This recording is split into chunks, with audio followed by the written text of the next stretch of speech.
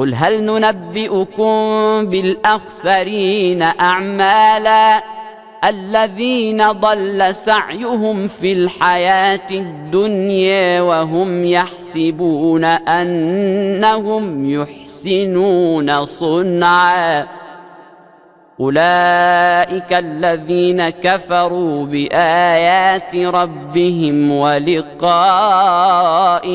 فحبطت أعمالهم فلا نقيم لهم يوم القيامة وزنا